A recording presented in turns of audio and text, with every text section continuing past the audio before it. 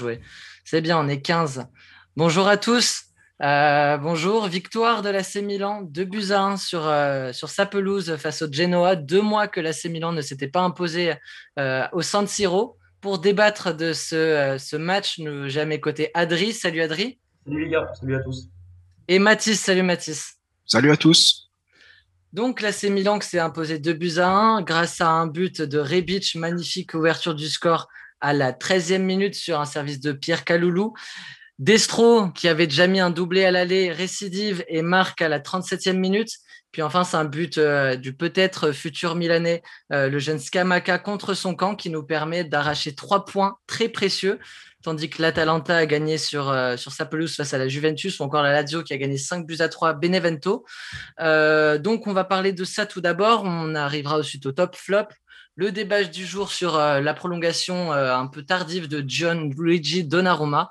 Et enfin, on verra si on a le temps de parler de la Super League parce que Milan est concerné dans ce projet. Mais bon, on va revenir sur la performance globale des Milanais. Adri, comment as-tu trouvé les Milanais, nos 11 joueurs tout d'abord, lors de cette première mi-temps et ce match? Bah, déjà, on avait un beau 11 de départ, on avait quasiment tous les titulaires, mis à part deux ou trois joueurs. Moi déjà j'ai trouvé qu'en première mi-temps, dès le début du match, il y avait un bon pressing de la part des Milanais, un bloc défensif aussi qui était plutôt bon, puisque la preuve en première mi-temps, le Genoa se procurait qu'une ou deux occasions, dont le but sur corner. Mais au-delà de ça, il y avait aussi mais alors beaucoup d'espace laissé par le Genoa, Ouais. qui laissait de l'espace justement à Benasser pour donner des passes à un tel ou tel joueur. D'ailleurs, c'était des très très belles passes. Euh, Là où c'était un peu plus compliqué, par contre, en première mi-temps, j'ai trouvé, c'était par rapport offensif. Moi, j'ai trouvé, c'est que Mm. le petit bémol, même globalement dans le match, c'est vrai que quand tu as des joueurs sur qui tu dois te reposer pour être un peu plus offensif, des Hakan ou des Leao bah, qui n'ont pas été existants du match, j'en reviendrai pendant les tops et les flops, mais c'est vrai que c'est compliqué de se procurer des occasions. Mm. Offensivement, on a vu que Rebic, Makers aussi à plusieurs moments. Mais la plupart de nos occasions, que ce soit en première et en deuxième, ça vient de Rebic, qui était très très remuant pardon, sur son côté gauche. Milan a totalement dominé les débats en première mi-temps. C'est avec le but du Genoa, encore par Mattia Destro, qui nous met 3 buts sur 2 matchs. Alors c'est quand même assez fou, mais c'est vrai que c'est un oubli de Tomori sur le corner. Et c'est vrai que Milan encaisse encore un but Ouais. sur coup de pied arrêté. Cette saison, c'est vraiment pas ça le niveau coup de pied arrêté. Que ce soit défensif ou offensif, hein, même là, on a vu encore une fois Akan qui a tenté des coups francs, ça a tapé dans le mur, des corners totalement ratés. Donc ça, voilà, pour la première mi-temps. Et en deuxième mi-temps, ça s'est un peu plus équilibré, j'ai l'impression. Genoa ont été beaucoup plus à l'aise, soit offensivement, défensivement et dans la position du ballon. Milan a quand même dominé, on va dire, allez, la première demi-heure de jeu de la deuxième mi-temps. Mais c'est vrai qu'on a serré un peu les fesses à la fin du match, les 20 dernières minutes. C'est Mm. vrai que le Genoa avait le pied sur le ballon, Ouais. avait beaucoup d'occasions pour le coup, ça se projetait bien vers l'avant. Nous, à côté de ça, on ratait nos contres. Quand on avait même des supériorités numériques en contre, on était à 3 contre 2 ou 4 contre 3. Généralement, il y avait toujours quelque chose qui faisait que bah, le contre n'allait pas au bout. Et on avait une grosse suie à la fin du match, hein, je crois que c'est à la 85e, Ouais. où Donnarumma ressort mal le ballon sur son intervention. T'as Kier dans un premier temps qui intercepte sur la frappe de l'attaquant du Genoa, je sais plus du tout qui c'était honnêtement. Puis Tomori dans un deuxième temps. Mm. Donc c'est vrai que c'est une victoire, mais pas sans mal, parce que Milan aurait pu perdre 2 points importants pour les 3 points. On peut remercier Scamacca qui n'est pas un joueur du Milan, mais visiblement fait un petit appel du pied en mettant le CSC. Donc non, comme on dit, les 3 points, c'est le plus important, même si c'était compliqué. Il a mis plus de buts Kamaka avec Milan que Mandzukic pour l'instant. Voilà, mais je suis en train de voir dans les commentaires, donc tu as Talkfoot, nos amis, vous irez vous abonner à leur chaîne, ils viennent de se lancer sur Twitch à la fin de notre émission, hein. Restez pour l'instant, mais qui nous dit que ce fut dur. Et effectivement, est-ce que c'est ton ressenti, Mathis? Est-ce que c'est vraiment de 3 points arrachés aujourd'hui? Je pense si on prend les grandes lignes, oui. Après, bon, voilà, moi, je suis content pour la victoire, mais je suis pas content de ce que Milan propose depuis quelques temps. Mm. J'ai l'impression que c'est un Milan qui fatigue, alors que ça devrait être un Milan qui redouble de force. Donc, voilà, fin début de match, on avait donc la main mise sur le match. Donc Genoa pressait, mais à contresens, donc il y avait de gros espaces. Après, voilà, on n'arrivait pas à trouver le secteur offensif, comme Adrien l'a dit. Ouais. Et je pense que, enfin, je vois tout le monde qui s'acharne un peu sur les AO, mais je pense que l'équipe n'arrive pas à faire la différence, comme on en parlait tout à l'heure, n'arrive pas à faire la différence entre se projeter vers l'avant quand il y a Ibrahimovic et se projeter vers l'avant quand il y a l'AO. Enfin, ça, on en discutera tout à l'heure. Ouais. Mais sinon, ouais, donc voilà, main mise en première mi-temps. Genoa qui nous prend à contre-courant avec Destro encore. Ouais. Et puis voilà, donc deuxième mi-temps, un petit coup chanceux sur notre but, enfin, ce qui fait pas de mal.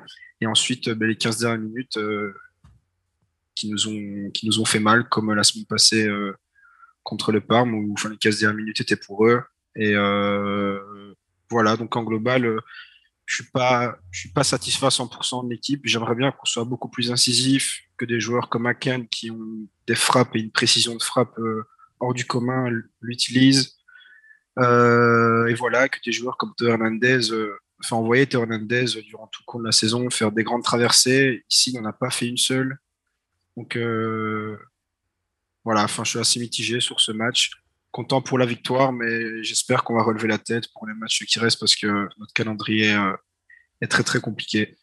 Il y a encore il y a quelque chose qu'on ne voit plus depuis la phase retour et qu'on faisait constamment, et c'était vraiment une satisfaction sous les ordres de Pioli en 2020, c'est cette tendance à aller chercher vite après le premier but à en marquer un deuxième. Tout le temps chercher à faire le break, on n'était jamais rassasié de buts, on ne voyait plus le Milan s'arrêter et faire tourner à un but à zéro.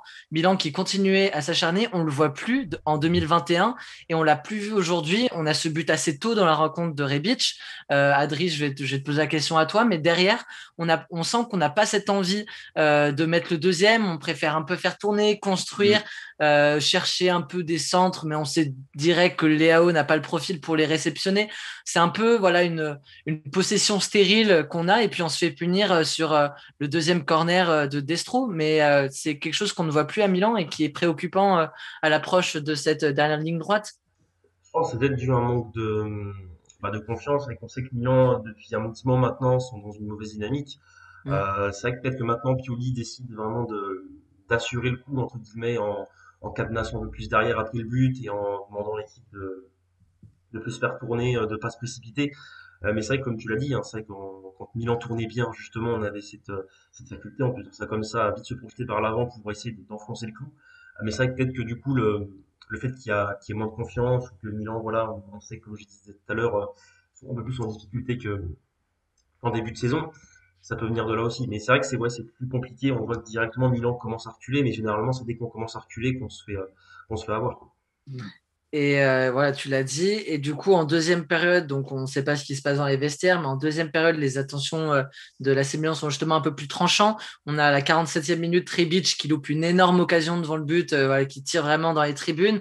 On a deux, trois enchaînements d'occasions qui s'enchaînent derrière. Léao qui a enfin un ballon un peu de contre sur la bord droit de la surface de réparation, mais il se fait magnifiquement bien tacler par un joueur du Genoa. Mais on a un peu plus de mouvement, ses intentions. On a une grosse phase vraiment pour nous pendant 15 minutes avant les changements de Pioli, là, entre la 45e et la 60e. On se dit, bon, on va passer tout le match dans leur surface, ça va payer. Pioli commence à faire ses changements et là, première chose surprenante, on a cette sortie de Salmakers qui jusqu'ici faisait vraiment son match, Akan qui reste sur la pelouse. Comment tu as vécu ça, Mathis, les changements de Pioli au début? J'étais un peu dans l'incompréhension. Pour moi, il y avait deux joueurs qui devaient laisser leur place. Donc, c'était Leao pour Mario Mandzukic, chose qui a été faite. Et je voulais qu'Akan, enfin, je voulais pas, mais selon moi, c'était Akan qui devait laisser sa place. Et voilà, enfin, c'est Salomakers qui a cédé sa place à Brahim Diaz, chose que j'aurais laissé pour le côté hargneux, le côté technique, donc le côté fort offensif de Salomakers. Je trouve que ça a reporté et enfin, on a bien vu que quand Brahim Diaz est rentré, il a pas fait la différence. Enfin, je ne sais pas si c'était les consignes que Pioli lui a données, de rester un peu plus en retrait que d'habitude. Mais voilà, enfin, de toute manière, le jeu qu'on a proposé et la pression de Genoa sur les 15 dernières minutes ne permettait pas à des joueurs comme Brahim Diaz de s'exprimer, qui est plus un joueur offensif, plus un joueur de surface dans les petits espaces. Donc voilà, changement assez surprenant. Même pour Dalot, je trouve qu'il a fait un bon match, mais Kalulu, je trouve qu'il faisait un excellent match. Et voilà, c'était pas les changements que moi, donc si j'étais coach, que j'aurais fait, mais bon, voilà, on va rien lui reprocher au fil de la victoire, mais ouais. Mais sur l'approche tactique, on l'a vu et on peut commencer à en parler un peu de l'approche tactique de Pioli. Je lis vos commentaires, mais pour tout ce qui est performance individuelle, on en reparlera juste après et je vous lirai, chers auditeurs. Mais pour l'approche tactique de Pioli, on repart sur un Leao qu'on a vu pas performant dans ce rôle de numéro 9 lors des dernières sorties, notamment lors de la blessure de Zlatan. On a un Rebic qui, par contre, se montre vraiment assez dangereux sur le côté gauche. Et l'approche de tactique qui est mauvaise, à mon sens, et qui commence à être problématique, c'est que Pioli n'adapte pas du tout son 4-2-3-1 et on voit Leao devoir jouer 3 ou 4 ballons de la tête sur des centres comme si c'était Giroud ou Ibrahimovic, plutôt que profiter de la profondeur ou créer des espaces avec Salmakers, ce qu'il fait très bien, et Rebic un peu qui a tendance à écarter le jeu aussi le long de la ligne de touche. On aurait pu avoir un peu cette tendance, plutôt que de centrer pour personne, un peu écarter les espaces sur les ailes pour laisser de l'espace dans la profondeur à Leao et essayer de trouver un Leao comme ça. Mais Pioli ne s'adapte pas à ses joueurs et a mis un Leao dans le même registre que Ibrahimovic ou encore Giroud, pour citer un peu ses attaquants pivots. Adri, pour toi, c'est une erreur qui maintenant ne doit plus être reproduite d'ici la fin de saison? Bah oui, puis normalement, si nous on va, Pioli devrait le voir quand même. On sait très bien que c'est pas du tout le même profil qu'un Ibra ou un Giroud, tu l'as dit, même un Mandzukic. Leao, c'est pas lui qui va faire des centres pour qu'il la reprenne de la tête et mettre un but de la tête ou faire un décalage de la tête. C'est pas du tout son profil. Lui, son profil à lui, c'est des longs ballons devant où il peut faire la différence avec un dribble, avec sa vitesse.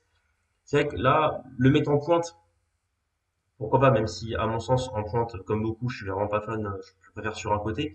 Mais alors, si tu le mets en pointe, au moins le mettre dans des bonnes conditions et éviter au moins un minimum de lui mettre des centres. Parce que bon, on a bien vu, 4-5 fois, Léo a reçu des ballons de la tête. Il a perdu tous ses duels, mais là, je l'accable pas là-dessus parce qu'on sait bien que c'est pas son rôle et c'est pas là où il est le plus fort, forcément.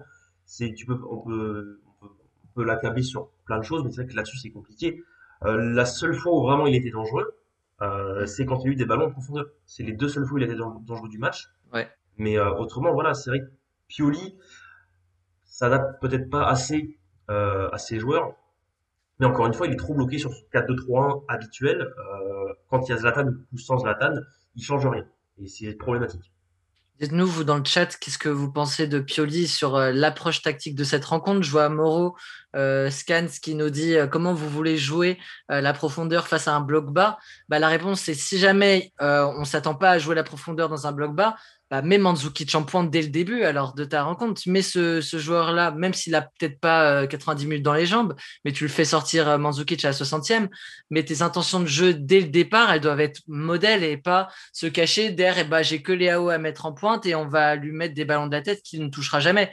À la limite, même mets un Rebic et mets un Léao à gauche, même si on sait que Rebic, ça marche pas non plus, il aura plus d'impact dans les airs, quitte à recevoir des ballons qu'un Léao. Donc là-dessus, pour moi, je suis d'accord que face à ce bloc bas, c'était peut-être difficile de jouer la profondeur dans un Léao, avec un Léao. C'est peut-être pas le match parfait pour jouer dans la profondeur et mettre un Léao dans les bonnes dispositions. Mais à ce moment-là, tu mets un autre attaquant qui pourra davantage se montrer dans les airs que Raphaël Léao. Je lis le prêt de Colombo, j'ai pas compris. Ouais, après, Colombo, c'est peut-être pas celui qui aurait pu, peut-être dans ce genre de match, mais après, il a le droit de se battre un peu plus, même si, bah voilà, c'est aussi tout le, comment dire, tout l'écart qu'il y a entre Mandzukic et Leao, on l'a vu sur les attentions. Mandzukic est rentré mort de faim à se battre sur tous les ballons, à faire les replis défensifs, à dépasser ce rôle pur et dur de numéro 9 et ça a fonctionné, hein. Il y a eu des retours défensifs, notamment un où Dalot fait une percée jusqu'au 6 mètres et ensuite il y a un ballon qui est joué très vite. C'est Mandzukic qui était là pour couvrir le contre emmené. Il le fait très bien d'ailleurs parce que Dalot était en attaque. Donc voilà, il y a ce dépassement de fonction. On attend davantage Léao dans ce rôle-là. Léao, il ne peut pas se cacher. Il a fait toute la première période à se cacher derrière le défenseur pour couper. Au lieu de couper devant, il essaie de couper derrière. Mais tu as très peu de chances d'avoir le ballon. Et dans les attentions, même quand il n'a pas le ballon, parce qu'il y a aussi le jeu sans ballon, pour moi, Léao n'apporte toujours pas satisfaction là-dedans. On va passer maintenant au top et au flop, aux performances purement individuelles. On va commencer par les points positifs, vu qu'on a gagné. Mathis, s'il te plaît, tes top. Alors, mes tops d'aujourd'hui, moi, c'est Salemakers. Donc, j'ai été très content de sa façon de jouer aujourd'hui. Donc, c'est un joueur que j'aime bien, car son temps d'adaptation au Milan a été très, très rapide. Ouais. Donc, il a osé direct et j'aime bien, car c'est un joueur très hargneux. Aujourd'hui encore, très hargneux face au ballon, très technique, très précis dans ses 1-2. On a même vu en première mi-temps où il rentrait dans l'axe et il avait complètement effacé de son poste à Cannes. Donc voilà, pour moi aujourd'hui, Salemaker, c'est dans mes tops. Benasser, Benasser qui, depuis qu'il est revenu de sa blessure, fait un bien fou. Donc on le voit dans les passes tranchantes, dans les passes, dans les longues passes, même si aujourd'hui il y en a quelques-unes qui ont été quand même ratées. Encore dans les duels, enfin, on voit Benasser partout. Ouais. Malgré sa petite taille, il est partout. Enfin, un vrai rock dans le milieu. Et je dirais aussi Rebic. Car Rebic, très virevoltant, auteur d'un but. Sa façon de se battre aujourd'hui, c'est il se bat sur tous les ballons. Très incisif avec ses feintes de frappe sur le côté gauche en première mi-temps. Un peu plus invisible en deuxième mi-temps, mais je le mettrai dans mes tops grâce à son but.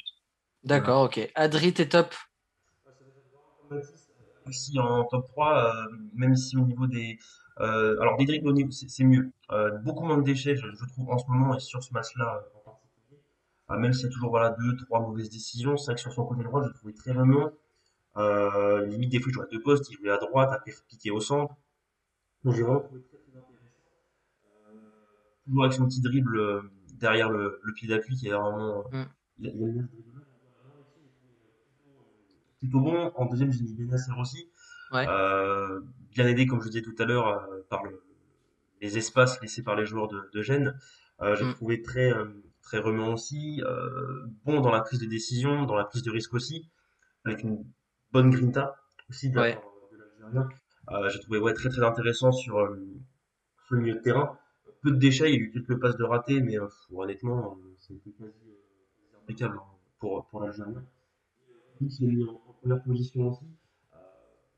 Quasi toutes les phases offensives, enfin c'est quasi lui tout le temps s'il y avait les occasions. Léao en a eu une ou deux, mais ça, Delevingne, à côté de ça, c'est lui qui était plus remuant. Voilà, sur son côté gauche, il était dangereux à plusieurs reprises. Il marque un superbe but à l'extérieur de la surface en première mi-temps. Et on aurait pu mettre aussi un joli but à la Zlatan avec un centre là, je ne sais plus qui. C'est un défense aussi.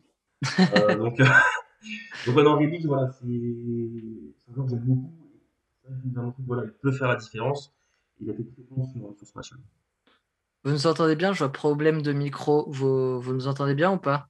Dites-nous aussi, vous, vos tops. Je vois Alan qui met Benasser, Rebic, Kier en 1. Kier pour son sauvetage avec Tomori à la 85e minute, je suppose. Adri bug un peu. Ok. Donc Adri, vois ce que tu peux faire de ton côté. À ce qui paraît, tu bugs un peu.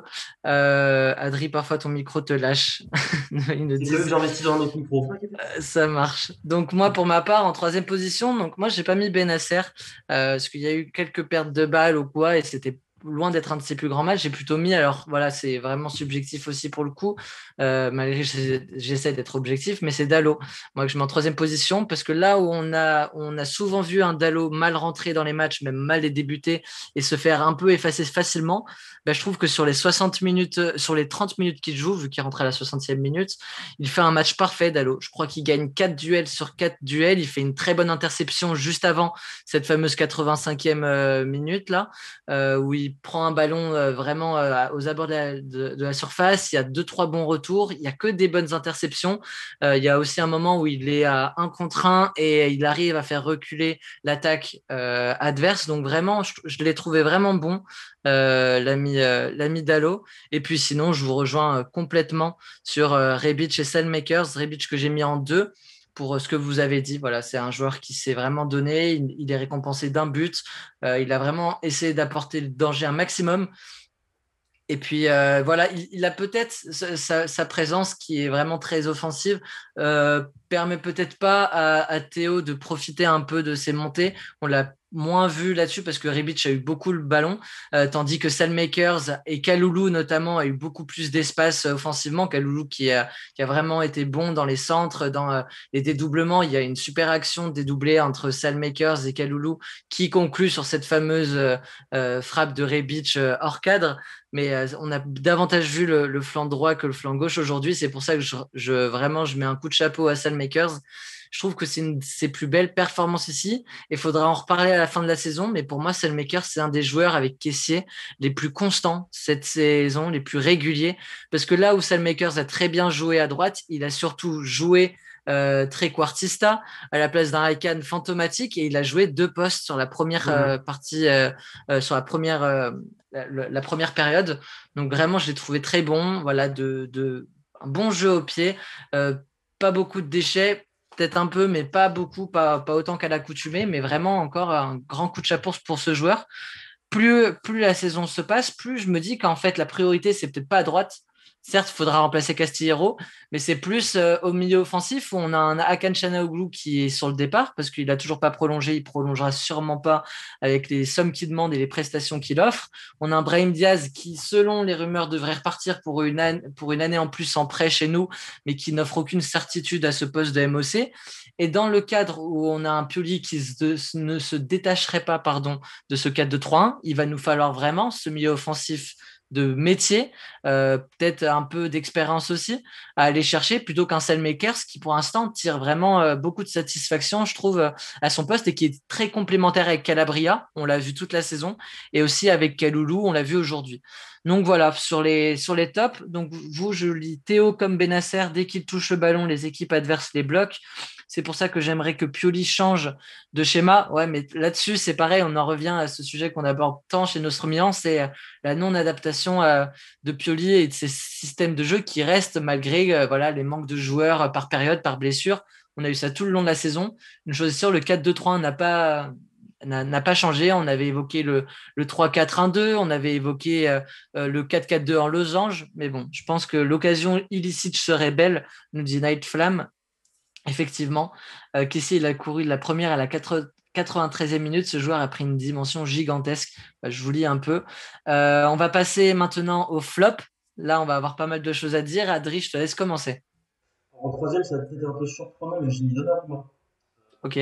Pour commencer les flops. Alors, petit flop, hein, c'est pas non plus un gros flop. Il n'a pas eu grand-chose à faire du match. De toute façon, dans l'ensemble, là où ça m'a plus dérangé, c'est par rapport à ses relances. Il a quasi raté la totalité de ses relances. Euh, des prises de risque, c'est bien, mais systématiquement, il relançait dans l'axe quasiment. Et à chaque fois, il mettait le réceptionneur, on va dire, en difficulté. Et là où vraiment, ça m'a un peu mis en colère, entre guillemets, c'est sur sa mauvaise sortie. Pour moi, sa sortie est ratée, même si Tomori peut-être le gêne. Elle peut coûter cher. Hein. Mais ouais, elle peut coûter cher. Et justement, heureusement que. Parle vers la caméra, sinon ton micro bug. Ouais, je vais me rapprocher un peu. On va dire que c'est bon. Et, voilà, heureusement qu'il y avait Tomori et Kier pour justement combler le fait que Donnarumma soit plus dans sa cage, parce que voilà, ça pouvait faire facilement 2-2. Mais voilà, c'est vraiment par rapport à ça que Donnarumma, je le mets dans le fond. Ses relances et l'erreur en fin de match. Et pour les raisons qu'on a évoquées tout à l'heure, hein, justement. Après, comme je disais aussi, difficile de l'accabler parce que on ne met pas dans les bonnes positions. Pioli ne devrait pas le faire jouer comme fait jouer un Ibra ou un Mandzukic. C'est vrai que c'est trop compliqué pour le Portugais. Là où vraiment, un joueur qui m'a beaucoup déçu et comme beaucoup, j'imagine, c'est la CAN. Quasi fantomatique, encore une fois, mauvaise dans les prises de décision. Des coups francs, il y a eu 3-4 coups francs à jouer. Ouais. À chaque fois, c'est dans le mur. Alors que c'est censé être un spécialiste, je le rappelle. En sélection, il est impeccable avec la Turquie, mais à Milan, là, depuis quelques semaines, quelques mois, c'est une cata, une cata. En fait, le micro marche pas, mais c'est que Adri tourne sa tête. Mais Facecam, on entend. Bon, reste bien Facecam et tu nous parles de ton dernier top, Adri. Ah bah, du coup, les flops, j'ai fait les trois, du coup. Ok, bah nickel, pardon. Tes flops du coup, Mathis? Donc, moi, en troisième position, je rejoins Adri et j'en ai un autre, c'est aussi Théo Hernandez. Mm. Donc, Donnarumma, aujourd'hui, m'a fait particulièrement peur en première mi-temps sur ses relances. Je le trouvais sûr de lui quand il a lancé dans l'axe ou même enfin, sur les côtés. Et il y a bien eu 2 ou 3 relances qui ont atterri mais complètement dans les pieds de l'adversaire. J'avais un peu peur que ça se passe comme il y a 2 semaines contre la Sampdoria. Mm. Euh, du coup, voilà, aussi en deuxième mi-temps, un peu litigieux dans sa sortie. J'ai l'impression que même ça fait 2, 3 semaines que Donnarumma est un peu plus dissipé que le restant de la saison. Je pense que ça doit affecter les prolongations de Ouais. Hakan et de Je pense, Donnarumma. je Ils pense sont que plus ça du tout affecte. dans l'aspect sportif. C'est les deux joueurs qui. Bon, après, j'ai pas forcément le même ressenti que vous sur Donnarumma, malgré que c'est vrai qu'aujourd'hui, il n'était pas vraiment dans son match. Mais sur Hakan notamment et Donnarumma, c'est deux joueurs où on attend les prolongations depuis maintenant 6 mois. Et elles viennent pas, et forcément que ça doit jouer un C'est aspect sûr, psychologique. c'est sûr. J'avais aussi Théo Hernandez. Donc, je trouve que défensivement, aujourd'hui, il n'y a pas grand-chose à lui reprocher. Mm. Mais beaucoup moins à l'affût offensivement, que beaucoup moins tranchant comme on l'a connu il y a quelques semaines.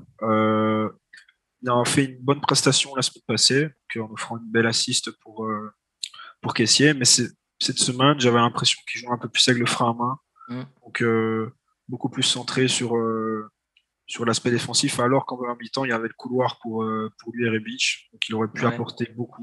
Donc voilà, assez déçu de Théo à ce niveau-là. Ensuite, je mettrais Léao en deuxième position. Donc, il ne faut pas remettre la faute à 100% sur lui, car, comme on l'a dit, le dispositif de jeu aujourd'hui n'était pas adapté à un joueur comme Léao. Mm. Mais voilà, moi, il y a une chose que je reproche à Léao depuis le début de la saison, c'est son côté nonchalant. Je trouve que Léao, c'est un joueur qui a un potentiel mais énorme. On l'a vu, que ce soit contre l'Inter, il a des coups de génie, mais venus d'ailleurs. Et je trouve que le fait qu'aujourd'hui, donc il a été complètement invisible, isolé en Mm. pointe, et je trouve que si il mettrait un peu plus du sien, donc qui courait, enfin, qui faisait un pressing comme Rebic aujourd'hui, je pense qu'il aurait pu se débloquer à lui tout seul de grosses occasions. Et c'est quelque chose que je lui reproche, c'est voilà, nonchalant. Je sais pas, enfin si je peux appeler ça vraiment de la nonchalance à l'état pur, mais pas assez impliqué dans le match, un peu la tête ailleurs, Mm. j'ai trouvé. Et voilà, donc invisible aujourd'hui. Et mon top 1, c'est Akan qui aujourd'hui complètement invisible. C'était une mauvaise prise de décision, comme Adrien l'a dit. Donc des Ouais. fois, il devait C'était dur, frapper, ouais. il essaie de faire la C'était. passe. Des Mm. fois, il doit faire la passe, il essaie de frapper. Ou alors des passes mais complètement faciles à faire, donc à 3-4 mètres dans les pieds de Mm. l'adversaire. Euh, des contrôles très mauvais. Voilà, Akan méconnaissable aujourd'hui, alors qu'il y a 3 semaines environ avec la sélection, c'était un Akan de classe mondiale. Donc, C'est voilà, ça. je pense que l'histoire Mm. du renouvellement pèse. Je pense qu'elle pèse plus pour Akan que sur Didier Donnarumma. Totalement. Et ce qui est, comme tu le dis très bien, c'est qu'avec la sélection, Akan brille et loin des distractions qu'il peut y avoir peut-être à Milan avec son agent, peut-être dans les vestiaires, on ne sait pas, parce que forcément, je pense que ça a un impact sur les joueurs, mais aussi dans le groupe. Et c'est pour ça que moi, je ne comprends pas forcément pourquoi Zlatan ne fait pas pression à Mino Raiola, qui est aussi l'agent de Donnarumma. Ils ont le même agent. Zlatan devrait user de ça pour faire Donnarumma. Nous, on en a besoin à Milan, laisse-le à Milan. Voilà, enfin, Donnarumma, Ouais. on a vu on va en parler de Donnarumma, je ne vais pas m'étendre trop dessus, mais on va rester sur les flops, pardon. Je suis d'accord un peu avec Night Flame qui dit sur ce match, sur ce genre de match, je préfère que Théo ne prenne pas trop de risques et qu'il ne laisse pas son couloir découvert. Perso, j'ai bien aimé, moi je reviens là-dessus aussi. Il n'a pas fait un match tonitruant, Théo, on l'attend de façon davantage offensivement, mais c'est vrai que sur ce genre de rencontre, notamment après la rentrée Xhaka, si je le prononce bien, numéro 37 du Genoa, qui a vraiment réveillé le Genoa. J'étais content que défensivement on soit solide. En troisième position, j'avais Tomori parce que se faire dépasser comme ça par Destro, c'est pas possible. Mais derrière, je peux pas le mettre dans mes flops, pardon, parce qu'avec ce sauvetage à la 85e, je l'enlève complètement. Il s'est racheté. J'avais vraiment envie de mettre Pioli, voilà, dans mes flops parce que je trouve que là, il est en train de tuer Léao comme il a pu tuer en fait Paqueta, à le sortir. Voilà, c'est des grandes promesses, des grands cracks, et à le sortir un peu et à le faire jouer un jeune joueur aussi longtemps dans un registre qui ne lui convient pas. Bah, en fait, il est en train de le cramer, il est en train de lui faire perdre confiance en lui, il est en train de nous supporters nous énerver. Voilà, Paqueta à la fin c'est un indésirable parce qu'on supportait pas qu'il ne puisse pas évoluer milieu droit, milieu gauche, peut-être plus en dessous. Lui ne voulait que le poste de milieu offensif. Mais quand tu as 21 ans, peut-être que c'est ça la confiance d'un coach à te laisser dans ton registre. Léao, on l'utilise jamais à son registre, qui serait peut-être un attaquant en profondeur à la Mbappé. On l'a utilisé un peu à gauche, mais il n'était pas non plus tonitruant à gauche. Ensuite, on l'a essayé en pointe, ça n'a pas fonctionné non plus parce qu'on l'utilise dans un registre sans cesse à la Mandzukic, à la Ibrahimovic. Donc pour moi, Pioli, il est fautif, et je trouve que les 45 premières minutes, il se rattrape sur son coaching avec les bonnes entrées de Brahim Diaz et bonne rentrée de Brahim Diaz, c'est un bien gros mot, mais en tout cas les rentrées intéressantes de Dalot, Mandzukic et Brahim Diaz. Mais sur la première mi-temps, si on n'arrive pas à faire le break, si on n'arrive pas à gagner plus de 2 buts d'écart parce qu'on a les occasions, c'est de la faute de Pioli qui n'aborde pas le match et qui l'aborde sans cesse de la même manière. Je ne sais pas ce qui se passe à l'entraînement la semaine, mais reconduire ce 4-2-3-1 qui marche de moins en moins, on le voit semaine après semaine galérer de plus en plus. Il n'y a aucune réaction qui est faite. On met le même système avec les mêmes phases de jeu, et qu'importe les joueurs qui sont sur le terrain. Il n'y a aucune adaptation, et moi, ça commence à me dépasser. Et à un moment, on va peut-être aller droit dans le mur. On commence à perdre des plumes. Donc voilà, pour moi, Pioli, c'est pas recevable, 1000% d'accord. Bah, merci. Dites-nous, vous, voilà, ce que vous pensez de l'approche tactique encore de Pioli, parce que pour moi, c'est important. Et on voit un Naples qui se rapproche, on voit la Lazio qui reste dans le coup et qui a un match de retard face au Torino. On a la Juve et l'Atalanta qui va faire une fin de saison extraordinaire. On va peut-être pas la garder longtemps, cette deuxième place. Si on a tous nos joueurs, ça va. Mais si jamais dans les dernières rencontres, il y a un Zlatan qui se blesse ou qui prend un rouge, on a un Salmakers qui prend un rouge, on a un Rebic ou un Léo qui est en rechute, on a un Kane qui va peut-être plus jouer parce qu'il saura qu'il sera sur le départ. Si on garde ce 4-2-3-1, on va peut-être droit dans le mur. Donc voilà, en deuxième position, j'ai l'ami Léao, du coup, même si Pioli n'a pas fait les bons choix, lui ne fait rien non plus pour faire quelque chose sur le terrain. Enfin voilà, c'est insipide, ça cherche pas le dépassement de fonction, ça reste derrière le défenseur. Il n'y a aucune prise de risque, il n'y a aucun jeu sans ballon de Léao. Donc voilà, certes, il y a une faute de Pioli sur le départ, mais lui ne fait rien non plus pour arranger la situation. Et pour moi, on en revient à un problème Paqueta, voilà, on est en train d'avoir le même schéma avec Léao, un mec bourré de talent, un peu nonchalant sur les bords, et qui derrière ne fait pas son trou à Milan. Et lui, ça fait un peu plus longtemps qu'il est là que Salmakers, et il n'a pas eu l'adaptation. J'ai l'impression qu'il est encore en phase d'adaptation, le Portugais. Et enfin, en première position, c'est Akan. Voilà, fantomatique. J'ai l'impression qu'il a déjà la tête ailleurs. Moi, ce qui me tue, c'est vraiment la différence entre lui sur la scène internationale avec la Turquie et celui qu'on récupère la semaine d'après à Milan. Voilà. Il prend la place de personne parce qu'il n'y a personne derrière lui sur le banc. On a un Brahim Diaz, mais qui ne donne pas non plus entière satisfaction. Mais du coup, voilà, faudrait peut-être changer de système de jeu. On a un Tonali qui demande que ça, de jouer aux côtés de Benacer et Kessié. On a un Tonali sur le banc alors qu'on a un Akan titulaire, juste parce que Pioli veut garder ce 4-2-3-1 précieusement. Après, ça se trouve, on taperait aussi sur les pieds de Pioli si jamais il changeait ça à 3 jours ou à 3 à 4 journées du terme, et qu'on perdait ces 3-4 matchs parce que l'équipe est perdue sur le terrain. Voilà, la situation de Pioli, elle n'est pas simple, mais je pense que faut quand même connaître son vestiaire, connaître les qualités, et quand tu fais jouer Léao pendant 45 minutes comme si c'était Ibra, à un moment, c'est pas respectueux pour le joueur, c'est pas respectueux pour nous, et on a vu, ça a été problématique. Donc voilà.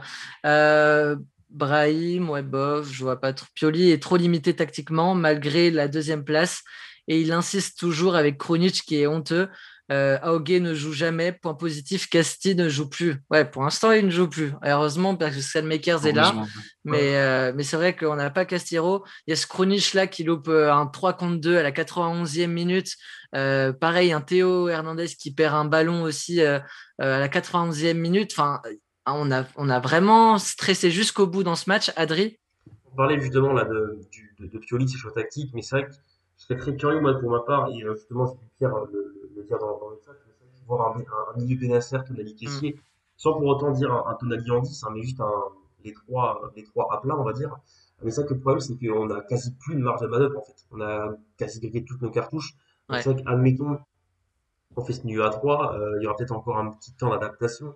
Même Mm. si maintenant le groupe se connaît, c'est pas là le souci, mais du coup, forcément la composition changera un petit peu. C'est ça, le problème, c'est que là, on peut plus se permettre de faire d'autres matchs nuls à la suite ou de défaites. C'est vrai que Ah c'est là, compliqué. ouais, on n'a plus le Là, droit à là, l'erreur. le problème de Zidane, en fait, c'est que j'ai envie de dire, il prend limite la place de quelqu'un d'autre parce que sur le terrain, Mm. il n'apporte Non. plus. Parce que quand tu vois en début de saison, où avec toute l'équipe, ça tournait très bien, on avait Mm. un grand Akan, et même après le Covid, enfin la fin du Covid, le confinement. Ah, mais c'est vrai que là, on l'a dit, avec la sélection, c'est impeccable, mais avec Milan, c'est calamiteux. Ouais. On va refermer du coup cette page sur le match. Restez avec nous parce qu'on va aborder le débat du jour maintenant sur Donnarumma. Alors j'aimerais bien avoir votre avis dans le chat, dans les commentaires et votre avis aussi à vous, Adri et Mathis. Donnarumma, cette prolongation qui tarde, est-ce un de la faute de nos dirigeants qui lui donnent pas assez parce que Donnarumma, même si c'était pas terrible aujourd'hui, c'est peut-être un joueur qui peut causer en tout cas pour 10 millions annuels quand on voit qu'un Draxler au PSG gagne 14 millions l'année, peut-être qu'un Donnarumma se dit bon, ok, je joue à Milan, on est en Italie, c'est pas les mêmes salaires qu'en France, qu'en Première Ligue, mais bon, je le mérite quand même mon salaire de 10 millions, j'ai 22 ans, j'ai 200 matchs, je suis vice-capitaine et voilà, je suis un joueur très régulier. Donc, est-ce que c'est ça, nous qui sommes un peu trop radins et qui n'offrons pas à Donnarumma ce qu'il vaut vraiment? S2, Raiola, qui vraiment tire le Milan par les cojones, comme j'aimerais le dire en espagnol. Mais c'est ça qui nous tient et qui dit, bon, bah voilà, Rayola qui est avide d'argent, un joueur comme ça, c'est un joueur qui, voilà, faut jouer avec. Donc, est-ce que c'est sa faute? Est-ce qu'ils sont trop gourmands? Et ensuite, est-ce que finalement, c'est pas la faute de Donnarumma qui, au lieu de rester focus sur la saison et vite renouveler cet hiver ou dans la suite en janvier-février, et bah, reste un peu campe sur ses positions. On l'a vu faire une sortie il y a un mois, dire Raiola s'occupe de tout, moi je veux rester à Milan et occupe-toi du reste. On a vu cette sortie-là il y a quelques semaines, mais bon, ça tarde toujours. Selon les dernières informations, Milan a proposé une offre de 7 millions plus 1 million de bonus. Pas de réponse du côté du clan Raiola et Donnarumma. Milan qui reste aussi sur sa position parce qu'ils estiment que c'est une offre suffisante. Voilà, dites-moi ce que vous en pensez un peu. On va commencer avec toi, Mathis, un peu sur cette situation, à qui la faute et qu'est-ce que tu en penses? Moi, ce que j'en pense, c'est que moi, je suis totalement en accord avec la direction milanaise. Mm. Pour moi, 8 millions, je trouve que pour un gardien, pour un club comme Milan à l'heure actuelle, qui n'est pas encore dans le top financièrement parlant, 8 millions enfin, pour un gardien, je pense que c'est totalement suffisant. Ouais. Et donc voilà, ça m'énerve un peu que Raiola essaye toujours de tirer le plus possible, profit de Donnarumma à ce niveau-là. Mm. Voilà, ça m'énerve aussi pour Donnarumma, car voilà, j'aimerais bien qu'il s'affirme un peu plus. Après, on ne sait pas ce qui se passe en interne, mais j'aimerais bien qu'il s'affirme un peu plus, qu'il montre plus partie, qu'il montre qu'il a envie de rester, si vraiment il a envie de rester. Mais Mm. voilà, je trouve que voilà, on fait perdre de l'encre aux journaux. Enfin, c'est vraiment retardé, retardé, retardé. Tout à fait. Nos supporters, on sait plus qui croire. Un jour, je me lève, je pense que Donnarumma va partir. Mm. L'autre jour, je vois une phrase qui me donne l'espoir qui reste. Voilà, j'aimerais bien que ça soit clair, mais pour moi, la direction ne devrait pas céder aux 10 millions, 12 millions, enfin tout ce qu'on a entendu. Pour moi, elle devrait rester sur ses positions et c'est à Donnarumma de faire le choix du cœur. Mm. Soit il reste ou soit il s'en va. Mais je pense qu'il y a la cartouche de Champions League qui pèse beaucoup, beaucoup dans la balance du futur de Donnarumma. Je pense que Mm. les discussions accéléreront très, très vite si on est sûr d'avoir la qualification ou pas. J'avais vu cette étude sur le compte Instagram KPMG Football Benchmark qui montrait que l'AC Milan est le 4e club qui dépense le plus d'argent sur les salaires par rapport au ratio droit TV. Voilà. La Roma est à 110% dans le rouge, 104 pour Porto, Montpellier 103% et Donnarumma et Milan 99%. Donc en fait, Milan qui dépense plus en salaire qu'elle ne récolte en droit TV, commerce, hein, toutes les recettes commerciales avec Twitch, avec Fortnite, avec FIFA, tout ça dans la balance. Si on voit la balance, et ben Milan dépense plus dans les salaires, malgré que on mette que notre plus gros salaire ne soit que de 7 millions pour Ibrahimovic et 6 pour Donnarumma actuellement, je crois. Voilà les proportions. Donc c'est sûr que quand Donnarumma et Raiola notamment demandent 10-12 millions, pour Milan, c'est juste inenvisageable, d'autant plus que les finances sont déjà dans le rouge. Et Donnarumma, qui est au club depuis très longtemps, qui a vu toute cette banterera, doit être le premier à avoir ce cas de conscience et doit se dire, bon, je dois aider mon club, j'aime ce club. Et voilà, c'est Insigne, je crois, qui a quitté Raiola il y a 1 ou 2 ans. Lukaku aussi, je crois. Lukaku aussi, mais Insigne parce que Raiola voulait que Insigne parte de Naples par rapport à des sommes, etc. Et Insigne a dit non, je reste. Et si t'es pas content, il l'a viré Raiola. Donc j'aimerais tellement que Donnarumma se sépare de ce joueur-là. Après, bon, avec Ibra dans le vestiaire, qui a Raiola, ils se croiseraient peut-être encore et les relations seraient peut-être plus saines. Mais bon, je trouve quand même ça fou qu'on en arrive à là. Après, c'est qui nous a dit ça? Naps. Non, Donnarumma, il n'est plus un gamin. Au-delà du milieu, tac, tac, tac, il y en a un qui nous a dit que en fait, Raiola ne faisait que monter les enchères. Pour moi, c'est Raiola qui fait juste monter les enchères. Il prolongera à la fin de la saison. Ligo 95 qui nous dit ça. C'est ton avis, Adrien? Tu penses qu'en fait, c'est juste une montée d'enchères pour que Raiola ait le meilleur contrat possible pour Donnarumma et qu'au final, à la fin de la saison, Donnarumma prolongera de 2-3 ans peut-être? Ou alors, tu penses qu'il y a vraiment alerte rouge et on a vraiment des chances de perdre notre gardien titulaire? Moi, honnêtement, je pense qu'il y a alerte rouge quand même. Moi, le problème, déjà, c'est que j'en veux ni à la direction, même ni à Raiola. J'en veux dire, parce que Raiola, en soi, même si je le déteste, hein, comme beaucoup, mais c'est vrai que lui, en soi, il fait juste son taf. Son taf, c'est rapporter un max d'argent, qui touche des commissions, et basta. Le problème, c'est quoi, c'est comme il y a quelques années, quand il avait voulu prolonger, au final non, vous l'avez Donnarumma. reçu, voilà, Donnarumma, les sélections, on avait reçu des billets derrière sa tête. Moi, le problème, c'est que Donnarumma, il a beau clamer son amour pour Milan en embrassant les cuissons, en disant des grandes phrases, à un moment donné, l'acte passe par la prolongation. Quand je vois, il y a des joueurs, alors je parlais de 30 secondes, mais quand tu vois des joueurs comme justement Lukaku, qui sont séparés de Raiola, mais à côté de ça, tu as des Skriniar, des Lautaro, des Brozovic, je crois, j'ai un doute, qui séparent de leur agent, alors c'est pas Raiola, mais qui séparent de leur agent pour prolonger avec l'Inter, pour que ça se déroule mieux et qu'il n'y ait pas de soucis. Moi, j'attends de Donnarumma des choses comme ça. Un joueur, que ce soit Donnarumma, Ibra, Kessié ou des joueurs importants, tu dois pas être au-dessus de l'institution du Milan. Bien sûr. Et c'est ça le problème. Là, Donnarumma, ce qu'il fait juste, c'est sa diva. Et en fait, il se met tous les supporters à dos. Quand tu vois Mandzukic, ça n'a rien à voir dans un sens, mais même s'il est beaucoup moins important pour Milan, sans être péjoratif, le mec, il a été blessé tout le mois de mai. Ouais. Il a décidé de pas toucher son salaire. Tout le mois d'avril, tout le mois de mars, avril, c'est voilà, ça, ouais. C'est ça. Il n'a pas touché son salaire, il a dit non. Donc ça a été reversé à l'association. Donc déjà c'est une belle image pour lui, mais aussi pour Milan.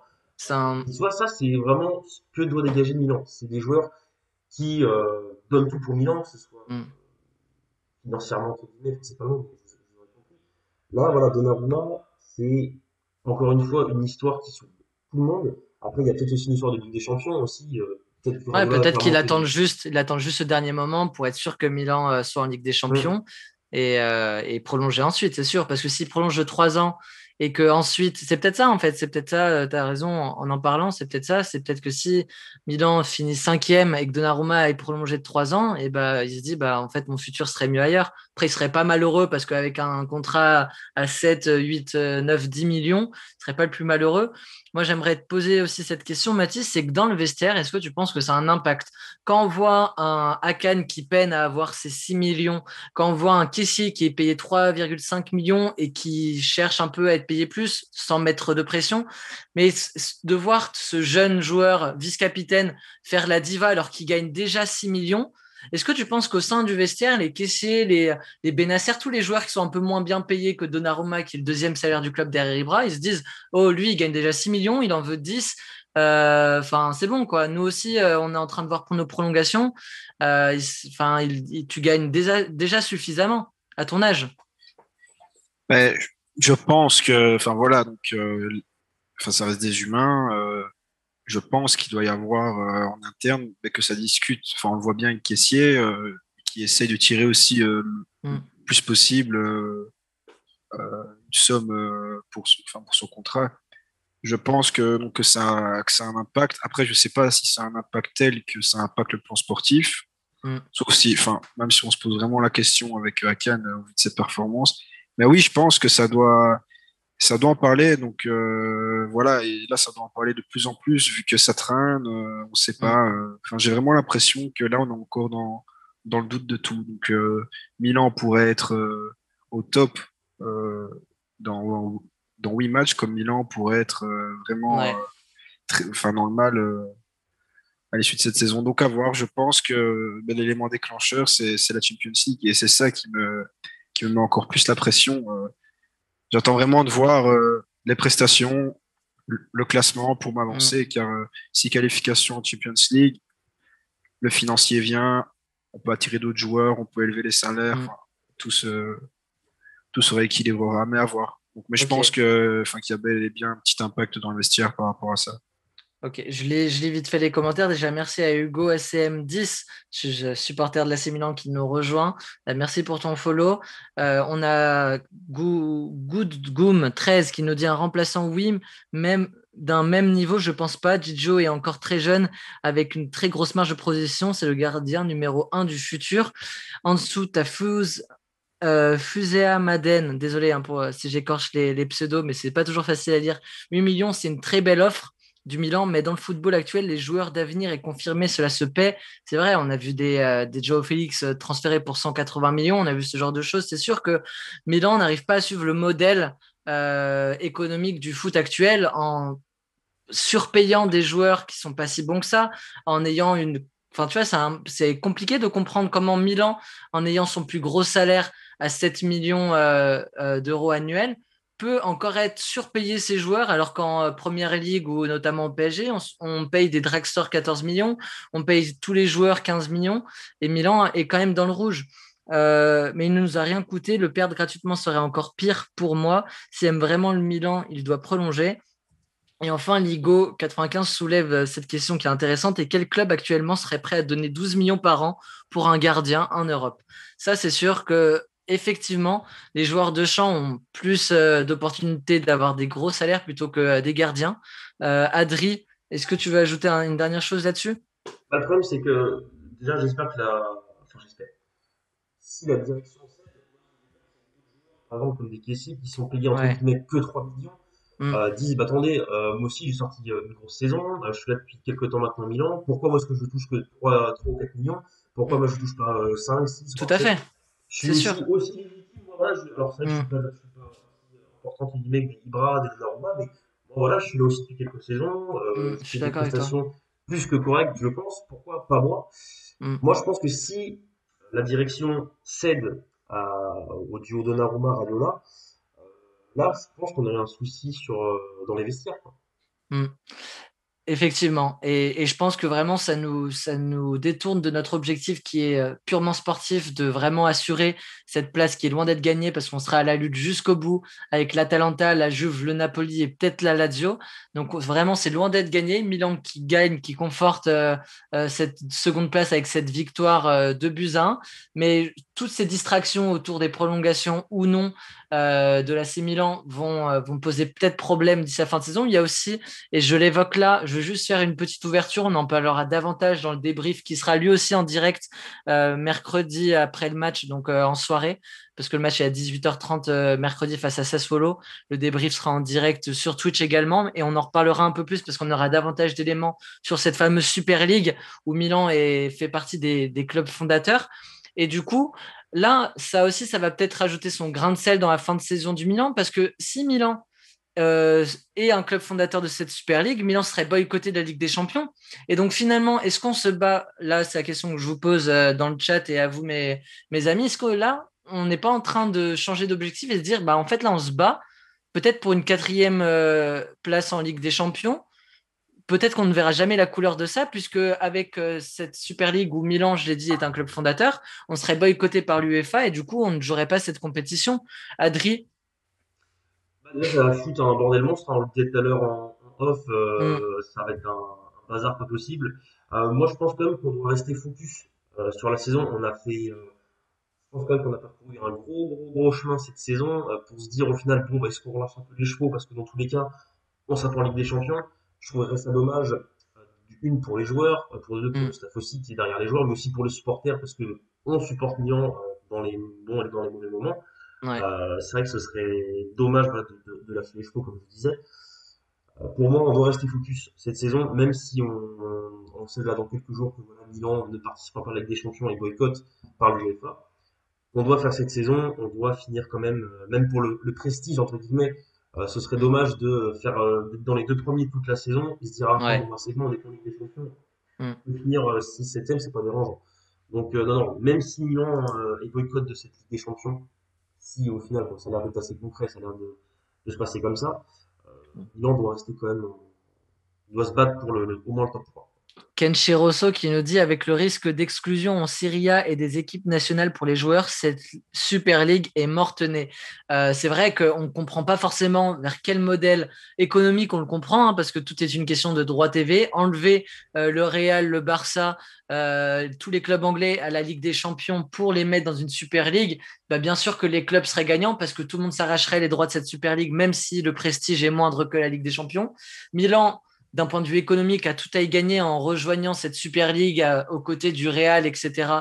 Et du coup, gagnerait davantage de droits TV qu'un chapeau 4 en Ligue des Champions.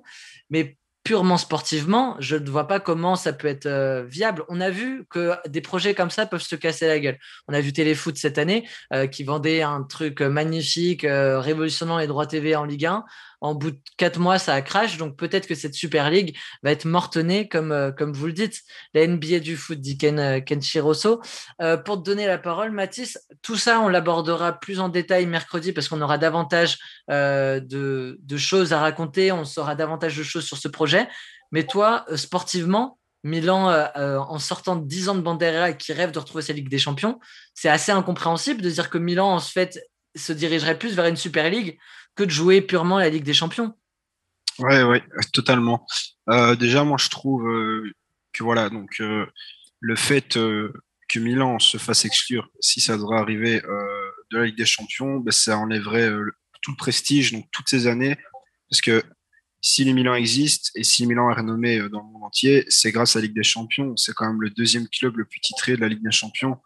Pour moi, Milan, là, doit se focus sur le plan sportif, être dans les 4 premiers et voir ce qu'il en vient. De toute manière, on n'a pas encore les informations concrètes, on ne sait pas ce qui va se passer, mais je trouve que c'est absurde de recréer encore une Super League en plus de la Champions League, de l'Europa League, de toutes ces ligues qui existent.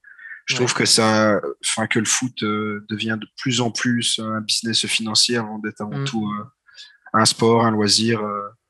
Donc voilà, moi c'est un sujet qui me fait rager et ça me ferait, enfin je le dis, hein, enfin ça me ferait vraiment chier que Milan n'aille pas en Champions League à cause de la Super League, quoi. Au vu de la saison, au vu de tous les efforts de la société, du club, des joueurs, tout, Milan doit aller en Champions League. Enfin moi je suis contre.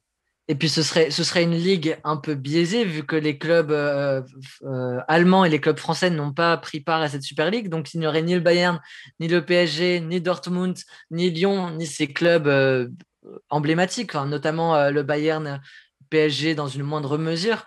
Mais en fait, ce serait une Super League biaisée parce qu'on n'aurait pas un des plus grands représentants, si ce n'est voilà, le meilleur sur les dernières saisons, qui est le Bayern, qui resterait eux en Ligue des Champions et qui raflerait quasiment tout en Ligue des Champions. Parce que sans le Real, sans le Barça, sans les équipes anglaises, bah, il resterait qui pour défier le Bayern en Ligue des Champions?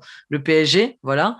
Lyon, qui, voilà, peut-être plus de. Mais je ne vois pas comment ça peut être viable, comment des clubs comme le Real, qui ont 13 Ligues des Champions, qui ont cette âme pour cette compétition, le Barça, Liverpool, l'AC Milan, tous ces clubs-là acceptaient de partir dans une Super League bling bling pour voilà, perdre ce côté. Enfin, l'argent, ok, fait beaucoup de choses, mais je suis pas sûr non plus que des joueurs acceptent de rejoindre cette Super League. Ok, ils seraient payés plus, mais dans ce cas, on ne joue plus au foot et on devient businessman. Dans ce cas, si les joueurs sont maintenant avides d'argent, et bah, tu ne joues plus au foot et tu fais de l'argent, tu deviens influenceur et voilà. Faut aimer, on aime la Ligue des Champions. Je pense que les joueurs rêvent tous et ont tous ces papillons dans le ventre quand ils entendent cet hymne. Bah, quels seraient les avantages pour les joueurs de jouer dans cette Super League à part des plus gros salaires? En tout cas, je ne sais pas. Voilà, cette émission touche à sa fin. Vous la retrouverez du coup sur YouTube dès demain matin pour en replay. Et puis on se retrouve du coup mercredi, le match à 18h30. Donc voilà, on vous laissera manger, mais peut-être vers 21h. Adri, ouais, dis-moi.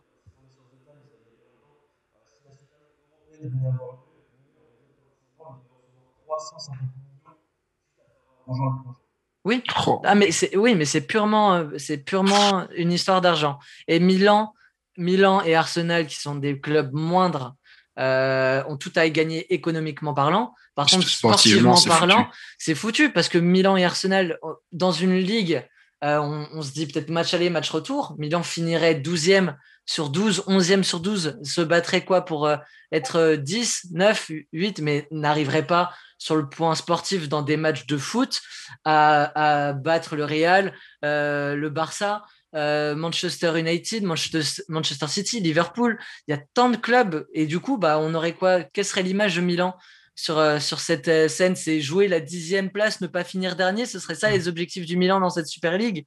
Milan n'est pas prêt à. Certes, économiquement, après, ça te ramènerait des joueurs peut-être plus talentueux, peut-être plus forts vu que tu aurais plus d'argent à y consacrer. Mais sur le sportif, pour moi, je vois pas Milan se battre pour gagner cette Super League. Donc, à quoi bon la jouer? Donc voilà, mais bon, on est reparti sur un débat. On en reparlera longuement après le match de Sassuolo. Du coup, rendez-vous, je pense, 21h mercredi prochain pour le débrief du match Milan-Sassuolo. Match ô combien capital. Milan qui a assuré 6 points face à la Sampdoria et le Genoa. On attend les 3 matchs, les 3 victoires consécutives pour mieux aborder les rencontres qui seront décisives face à la Lazio tout d'abord et au Torino ensuite. Voilà, merci beaucoup Mathis, merci beaucoup Adri, merci beaucoup le chat. De Vous rien. étiez plus de 25 à nous suivre. Et puis, on n'entend pas Adri, bon tant pis. Voilà. Mais voilà, merci en tout cas à vous tous. Et puis on se retrouve mercredi. En attendant, prenez soin de vous. Et puis Forza Milan, ciao! Salut les gars, ciao. Salut.